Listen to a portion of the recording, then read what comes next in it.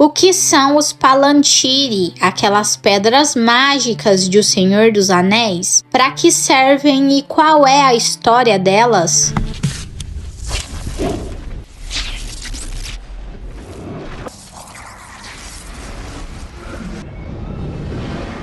Os Palantiri são aquelas bolas de cristal que aparecem em O Senhor dos Anéis e que permitem ver coisas de longe, tipo uma espécie de telescópio mágico. Mas elas não são só isso.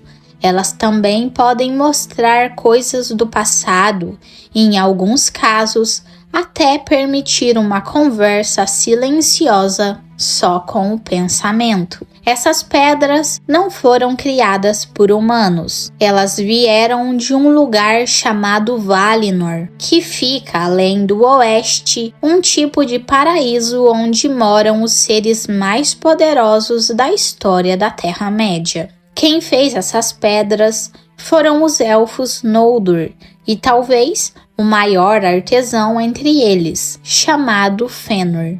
Ele também foi o criador da Silmarils, outras joias poderosas da mitologia de Tolkien. As pedras são esferas feitas de um cristal escuro, lisinho e que nem dá para quebrar com força bruta. Dizem que só um calor muito extremo, tipo das chamas da Montanha da Perdição, poderia destruir uma. Ninguém mais sabe fazer uma dessas, nem mesmo caras poderosos como Sauron ou Saruman. As que existem foram feitas há muito, muito tempo e o que tem na Terra-média são só as que vieram de Valinor.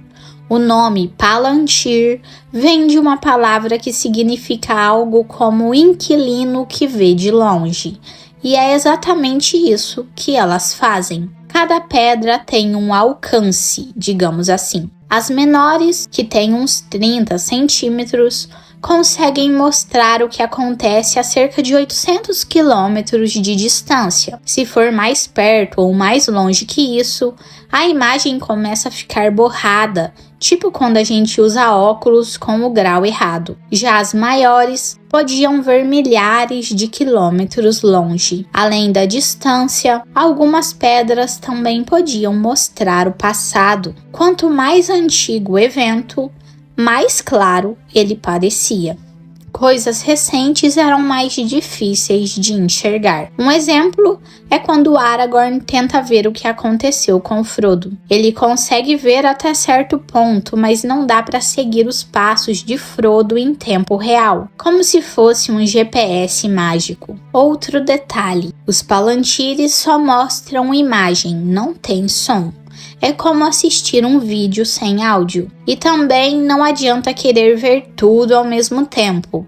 Você só consegue enxergar o que está na direção exata em que a pedra estiver focada. Tipo um binóculo, você só precisa mirar no lugar certo. Tem uma cena famosa disso no filme, quando Pippin pega uma das pedras, a de Orthanc, e acaba vendo Sauron. Na verdade, foi meio por acaso, ou sorte, como dizem na história, porque ele olhou justo na direção de Mordor e Sauron estava lá esperando por algum sinal. Ele achou que Pippin era o portador do anel e caiu na cilada. Além de servir para ver lugares e eventos, os Palantiri também podiam ser usados para se comunicar. Era como uma ligação à distância, só que sem voz, só com a mente. Mas tem um porém: a pessoa que está usando precisa estar com a mente forte. Se alguém com uma vontade mais poderosa usar a outra pedra, pode acabar dominando a conversa. Foi isso que aconteceu quando Aragorn usou a pedra e forçou o Sauron a ver que ele estava chegando como herdeiro de Isildur. Foi quase uma batalha de vontades. E por que essas pedras estavam na Terra-média? Bom, elas foram trazidas de Valinor pelos homens de Númenor, um povo muito avançado. Quando Númenor foi destruída, algumas famílias conseguiram fugir para a Terra-média e trouxeram as Palantires com elas. Depois elas ficaram guardadas em diferentes lugares, como Gondor e Arnor. A gente não sabe ao certo quantas pedras foram feitas, mas algumas são citadas na história. Cada uma tinha uma função e era conectada com outra, como se fosse um sistema de comunicação em rede. E cada pedra tinha suas próprias regras e poderes. Algumas podiam ver mais longe, outras eram melhores para se comunicar. Tolkien não explica tudo nos mínimos detalhes, mas a gente sabe que os Palantiri acabaram indo parar em algum momento da Segunda Era na ilha de Tol Eressëa, que fica perto de Valinor. Talvez os elfos Noldor tenham levado as pedras para lá, ou quem sabe foram levadas de volta no meio da bagunça da guerra contra Morgoth. A verdade é que ninguém sabe ao certo como foi, mas o que a gente sabe é que, no final da Segunda Era, elas já estavam na Terra-média. A Segunda Era foi o tempo de Númenor, aquela grande ilha dos homens. Durante muitos anos, os Númenóreanos tinham uma boa relação com os elfos que viviam perto de Valinor, mas as coisas começaram a piorar quando a sombra de Sauron começou a crescer. Aos poucos, só uma parte dos Númenóreanos continuou fiel aos elfos e aos Valar. Os elfos não podiam mais visitar Númenor, e os contatos foram ficando cada vez mais difíceis. Foi aí que, perto do fim da Segunda Era, 7 Palantiri foram dados aos homens de Númenor que ainda eram amigos dos elfos, mais especificamente para Amandil, o avô de Isildur. Os elfos deram as pedras como um presente para consolar os fiéis de que não podiam mais vê-los pessoalmente. Pelo menos uma dessas pedras, a chamada Pedra Mestra, ficou com os elfos, guardada em Tol Eressëa, para que pudessem continuar vendo Avalon, a cidade élfica. Quando Númenor foi destruída, os fiéis conseguiram escapar em navios comandados por Elendil, Isildur e Anarion. Eles levaram os 7 Palantires com eles. Essas pedras foram consideradas um dos maiores tesouros salvos da queda de Númenor, tão valiosas quanto a árvore branca que Isildur também salvou. Quando Elendil e os seus filhos chegaram na Terra-média, eles fundaram 2 reinos, Arnor no norte e Gondor no sul.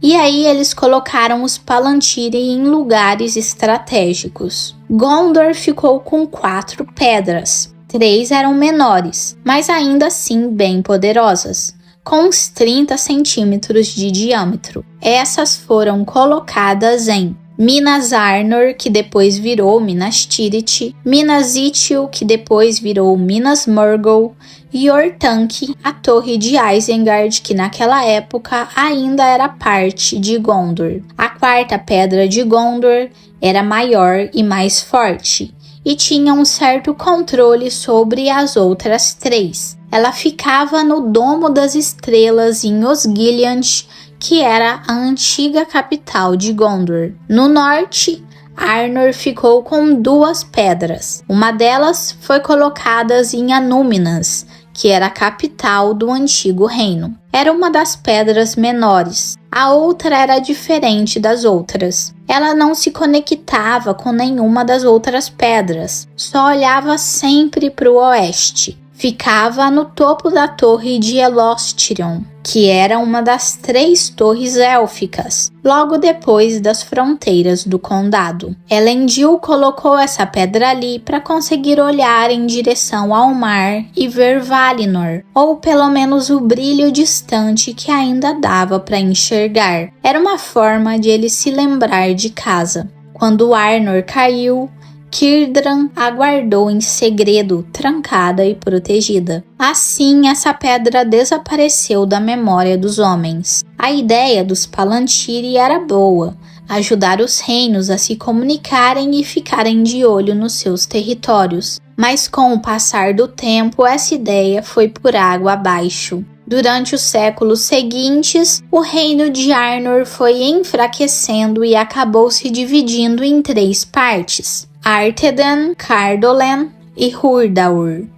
E as pedras foram sendo perdidas, esquecidas ou mal usadas, até o ponto em que, na época da história do Senhor dos Anéis, quase ninguém sabia mais como usá-las direito. O reino de Arnor caiu aos poucos sob os ataques sem piedade do rei bruxo de Angmar. Quando a capital Fornost começou a ruir, o rei Arvenduil levou consigo as 2 pedras que restavam, a de Anúminas e a que estava em Amon-Sul, no topo do vento. Ele fugiu para o norte tentando salvar os Palantiri e pediu ajuda a Gondor numa última tentativa desesperada. Gondor atendeu ao pedido, mas a ajuda chegou tarde demais. Arvenduil teve que abandonar a cidade e buscar refúgio entre o povo do norte, os Lossoth. Depois, um navio foi enviado para resgatá-lo com segurança. Mas assim que o navio começou a viagem de volta, foi pego por uma tempestade no mar congelado. O casco se partiu com o gelo e o rei, sua comitiva e os 2 Palantiri afundaram no mar. Nunca mais foram vistos. Enquanto isso, em Gondor, as coisas também estavam complicadas. Um casamento entre o herdeiro do trono e uma mulher de origem questionável acabou gerando uma crise de sucessão. Isso levou à famosa guerra civil chamada de A Disputa dos Herdeiros. Durante esse período turbulento, em 1437 da Terceira Era, a capital Osgiliath foi atacada, saqueada e parcialmente destruída. A torre onde ficava o Palantir de lá desabou no rio Anduin. A pedra afundou e foi perdida para sempre nas águas. Depois disso, só sobraram 3 pedras. Uma delas foi perdida no ano 2002 da Terceira Era, quando os Nazgûl tomaram Minas Ithil, que virou Minas Morgul. A pedra que estava lá foi levada para Barad-dûr, e Sauron passou a usá-la em segredo durante os eventos de O Senhor dos Anéis. Ninguém tinha certeza de que essa pedra estava com o inimigo, mas só a possibilidade já preocupava muita gente, principalmente porque essa pedra conseguia se conectar com a que estava em Minas Tirith. Por causa disso, os reis e regentes de Gondor deixavam de usá-la com medo de cair nas armadilhas de Sauron. Durante muito tempo, a pedra de Minas Tirith ficou escondida, conhecida apenas pelos governantes. Ninguém mais sabia da sua existência, até que Denethor, o regente, resolveu usar a pedra por conta própria. Provavelmente ele começou a usá-la logo depois de assumir como regente em 1984. A última pedra era a que ficava em Orthanc, a Torre de Isengard. Com o tempo, Gondor deixou de se interessar pelas pedras e abandonou o seu uso. A torre foi considerada um bom lugar para esconder um artefato tão poderoso. Era uma fortaleza praticamente indestrutível, construída com técnicas antigas de Númenor que ninguém mais entendia. Então, quando Saruman foi colocado como guardião de Orthanc, os governantes de Gondor acharam que tinham feito um bom negócio, afinal ele era o chefe do Conselho Branco, né? O problema é que Saruman não contou para ninguém que estava procurando pela pedra, e muito menos que tinha encontrado e passado a usá-la em segredo. E é assim que chegamos ao início da história de O Senhor dos Anéis. Das 7 pedras originais, 3 estavam perdidas no fundo do mar. Uma ainda era guardada por Círdan, mas só servia para olhar para o oeste, e as 3 restantes estavam em jogo. Uma com Sauron em Barad-dûr, uma com Saruman em Orthanc e a última com Denethor em Minas Tirith. Dá para perceber que o uso do Palantir teve um impacto grande sobre o Denethor. Isso fica evidente pelo fato de que ele envelheceu mais rápido do que o normal, mesmo sendo de linhagem nobre númenoriana, que geralmente vive mais. Usar um Palantir exigia muito da mente, principalmente se a pessoa tentasse resistir a uma força como a de Sauron. Essa tensão era menor para quem tinha autoridade legítima sobre as pedras, como foi o caso de Aragorn e do próprio Denethor. Mesmo assim, Denethor acabou pagando o preço por isso. Muita gente costuma ver Denethor como fraco ou facilmente corrompido, mas não foi assim que Tolkien o retratou. Ele, na verdade, tentou mostrar que Denethor era um homem forte e orgulhoso. Ele provavelmente percebeu que a pedra em Minas Ithil, a que caiu nas mãos de Sauron, estava sendo usada para manipular informações. Mesmo assim, ele arriscou fazer contato com ela, confiando na própria força de vontade. E de certo modo ele estava certo. Sauron não conseguiu dominá-lo diretamente, só o enganou, mostrando imagens distorcidas e falsas. Foi a desinformação que minou o espírito de Denethor, não uma submissão direta. Agora, se a gente comparar isso com o Saruman, a coisa muda. Saruman era um Maiar, ou seja, tinha mais poder natural que Denethor, mas não tinha o mesmo direito legítimo de usar um Palantir. Mesmo assim, lá pelo ano 3000 da Terceira Era, ele começou a usar a Pedra de Orthanc, provavelmente como parte de sua busca pelo Um Anel. E ao contrário de Denethor, Saruman caiu rápido na influência de Sauron. É importante lembrar que os Palantir não funcionavam como um anel. Eles não tinham sido criados por Sauron, nem estavam sob o seu controle direto. Porém, Sauron sempre sabia quando um Palantir era usado, principalmente o de Minas Ithil, que estava com ele. Segundo o próprio Tolkien, as pedras eram apenas uma pequena parte do grande plano de Sauron, mais um meio de enganar e manipular os seus inimigos. Mesmo assim, ele não conseguia ou não queria ficar vigiando a pedra o tempo todo. Sauron também não confiava esse tipo de instrumento a subordinados e nem tinha servos com força mental suficiente para usar os Palantir, nem mesmo Saruman ou Denethor. Por isso, os dois conseguiam usar as suas pedras sem entrar em contato direto com Sauron o tempo todo. Saruman usava sua pedra principalmente para tentar encontrar o Um Anel. Já o Denethor, cada vez mais obcecado com a força de Mordor e com o retorno de Aragorn, usava a pedra para espionar os movimentos do inimigo, sem saber que estava sendo manipulado. Depois que os Uruk-hai capturaram Merry e Pippin, Saruman parou de se comunicar com Sauron com frequência. Ele começou a desconfiar que um daqueles hobbits pudesse estar com o anel, e por isso quis que levassem os dois até ele, traindo a sua aliança com Mordor. Mas aí tudo deu errado. Os Ents invadiram Isengard, destruíram seus planos e Saruman perdeu o controle da situação. Mesmo assim, quando Gandalf foi até ele e pediu que ele se rendesse, Saruman recusou.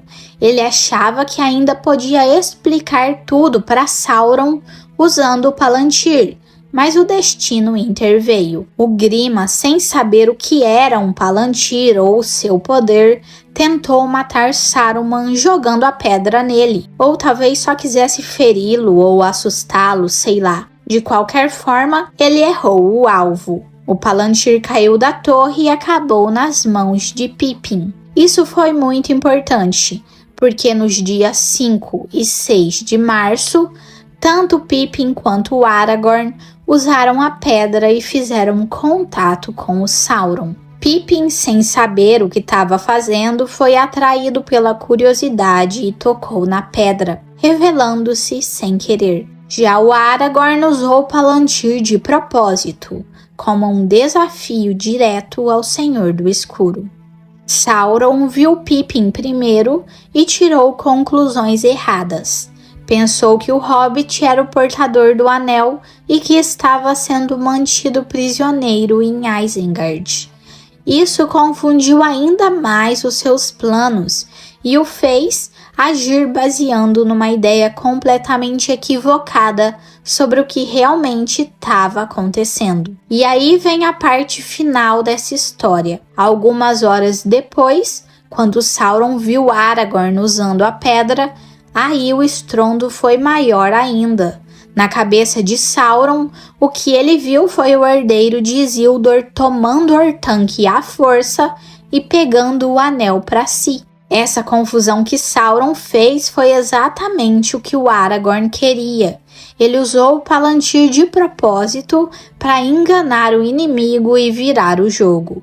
Isso ajudou a tirar o foco de Mordor por um tempo, dando a chance de ouro para o Frodo continuar a sua missão. E quando Aragorn marchou até os Portões Negros, Sauron já estava convencido de que o anel estava com ele e que a guerra seria decidida ali. Foi um blefe, mas um blefe que só funcionou porque Sauron acreditou no que viu no Palantir. E essa é a parte mais interessante. As pedras não eram más por si só, mas podiam enganar até os maiores. Tolkien chamava isso de máquinas com vontade, não no sentido literal, mas com símbolos de poder que revelavam o interior de quem as usava. E às vezes até levavam o inimigo à própria destruição. Aragorn também usou a pedra para descobrir as ameaças dos corsários de Umbar, que estavam vindo pelo sul para atacar Minas Tirith. O próximo uso importante do Palantir aconteceu no dia 13 de março, logo depois que Faramir voltou ferido para Minas Tirith. E foi nesse momento que Denethor, já exausto e enfraquecido, teve o golpe final. Sauron mostrou para ele as velas negras dos navios corsários subindo pelo rio Anduin. Denethor achou que eram reforços de Mordor chegando, sem saber que na verdade era o Aragorn que já tinha tomado os navios e estava correndo para salvar a cidade. Só que o Denethor viu o desastre onde havia esperança, e isso o levou ao desespero total. Na madrugada do dia 15 de março, ele se deitou numa pira funerária segurando o Palantir de Arnor e se matou queimado. Dizem que a pedra não foi destruída pelo fogo, mas que depois disso, qualquer homem que olhasse nela, se não tivesse uma vontade muito forte, só veria duas mãos envelhecidas queimando em chamas.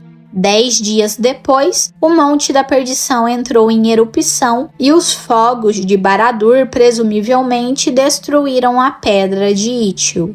Anos depois, no dia 29 de setembro de 3021, Círdan levou a pedra élfica que ele tinha guardado para o oeste, junto com o Frodo, Bilbo, Gandalf e os outros. E assim, no começo da Quarta Era, só restaram 2 Palantir na Terra-média. Um que estava praticamente inutilizável por causa do Denethor e o outro que ficou com o Aragorn. Ele usou a pedra de forma sábia, como rei, para observar os assuntos do reino. Provavelmente passou ela para os seus sucessores, mas o destino dessa pedra nas eras seguintes é uma história que Tolkien nunca contou. No final das contas, Tolkien usou os Palantiri para mostrar muito mais sobre quem os usava do que sobre a pedra em si. Denethor viu inimigos onde havia aliados, porque já tinha perdido a esperança. Sauron presumiu que Aragorn tinha tomado o anel,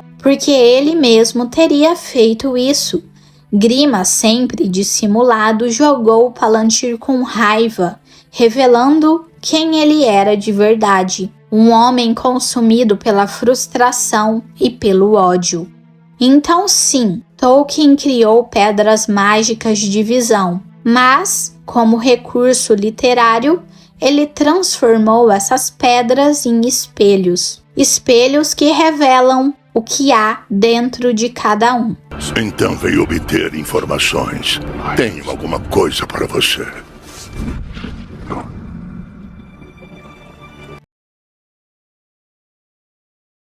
E se os entes, ou melhor, e se Barbárvore pegasse o Um Anel, será que ele se tornaria um senhor das árvores sombrio ou resistiria ao poder dele? Pode parecer uma pergunta meio nerd e viajada, mas é isso que a gente faz aqui no canal, então vamos pro vídeo. De que lado você está? Eu não estou de lado nenhum.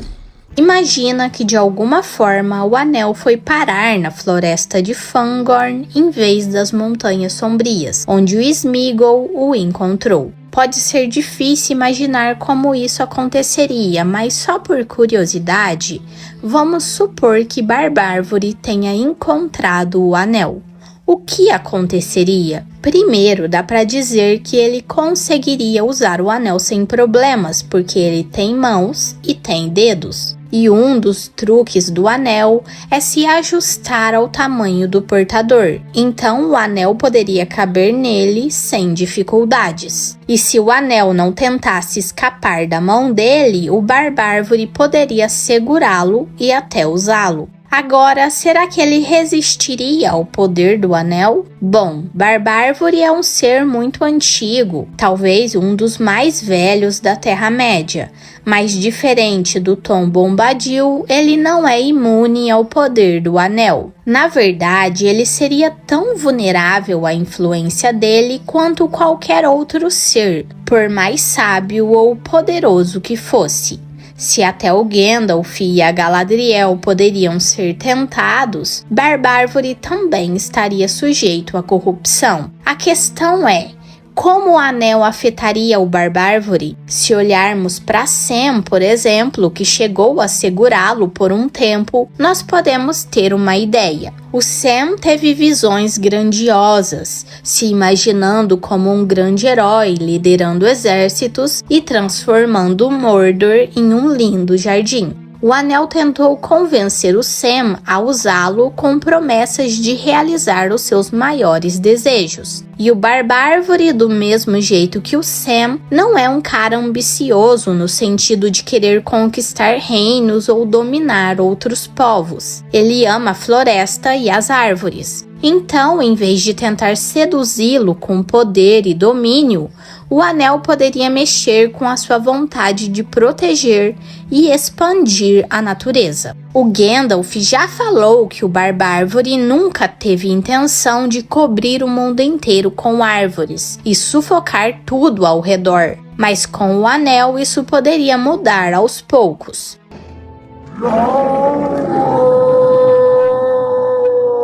No começo, talvez ele nem parecesse diferente, mas o anel tem um efeito de longo prazo, principalmente em seres que vivem muito tempo. Então, com o tempo, ele poderia se tornar mais impaciente, mais controlador e, quem sabe, até violento contra quem ameaçasse a floresta. Ele poderia começar com a ideia de proteger Fangorn, mas acabar decidindo que qualquer coisa que não fosse árvore deveria desaparecer. E tem mais um detalhe. Barbárvore já é muito velho, então o efeito do anel de prolongar a vida talvez nem fosse tão perceptível nele. Mas a corrupção não vem só com o tempo de uso, ela vem com o desejo de manter o anel e usar ele cada vez mais. No fim, é difícil saber exatamente como ele reagiria, mas se o anel conseguiu corromper reis, magos e até hobbits bons de coração, é bem provável que Barbárvore também fosse afetado. Talvez de forma lenta, como tudo que ele faz, mas ainda assim ele acabaria caindo na armadilha do Um Anel. Se Barbárvore realmente decidisse agir e conseguisse convencer os outros entes a segui-lo, eles também não seriam apressados. Não que ele quisesse ser um conquistador, mas ele já foi levado à ação antes pelos atos dos outros, como quando o Merry e o Pippin mostraram para ele o que estava acontecendo com a floresta por culpa do Saruman. Esta guerra não é nossa. Mas fazem parte deste mundo! Agora tem uma coisa interessante. Será que Barbárvore teria uma resistência natural ao poder do anel, assim como os anões tiveram? Os anões receberam anéis de poder, mas resistiram à dominação do inimigo. Eles não se tornaram espectros nem foram facilmente controlados, só que o anel ainda afetava as suas mentes, despertando a obsessão por riquezas e por poder. Com Barbárvore, talvez essa estratégia fosse parecida, mas adaptada ao que ele mais valoriza, a natureza. Vale lembrar que o Saruman conseguiu enganar o Barbárvore e convencer ele a soltá-lo de Orthanc, não com ameaças ou mentiras descaradas, mas explorando seus instintos mais nobres. Como o próprio Barbárvore disse depois para Gandalf, ele odeia ver qualquer ser vivo preso e não queria manter ninguém enjaulado, nem mesmo o Saruman. O Gandalf, no entanto, já contou que o Saruman tinha um veneno na voz e que ele usou isso para manipular o Barbárvore. Ou seja, o Barbárvore pode até ser sábio e forte, mas não estava imune a ser enganado quando as suas crenças e emoções eram usadas contra ele. Se um anel quisesse influenciar ele, provavelmente não tentaria corrompê-lo com promessas de poder e conquista, como fez com os outros. Em vez disso, o anel poderia mexer com a sua raiva contra aqueles que destroem a natureza. Quando Merry e Pippin mostraram para ele a devastação que o Saruman causou na floresta, ele ficou furioso e decidiu agir. Se ele tivesse o anel, talvez essa raiva crescesse cada vez mais, até o ponto de ele ver qualquer um que cortasse as árvores como inimigos. Os magos deviam saber das coisas.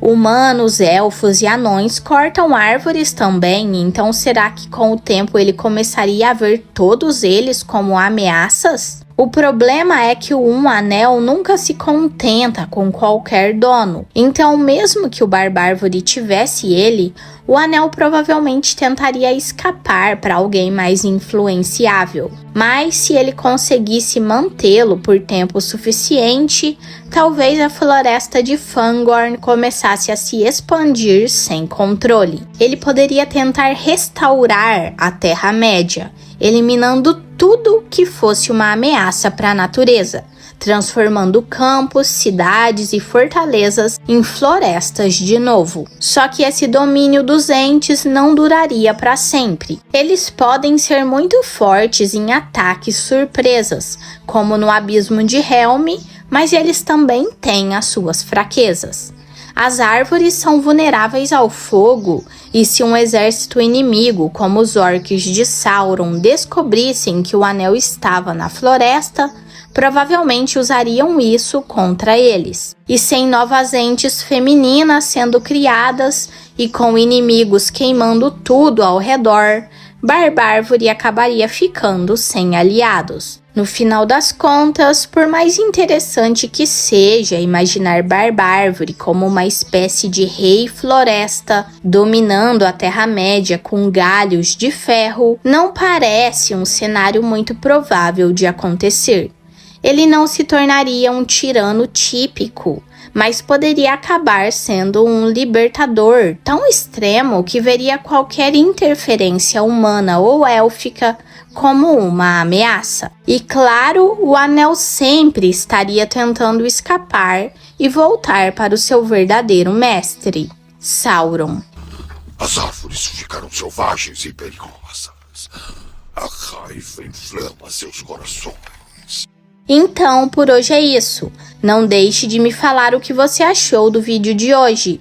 E, por favor, não se esqueça de se inscrever para ajudar o meu canal a crescer e ative o sininho das notificações para ficar por dentro quando eu postar um vídeo novo por aqui.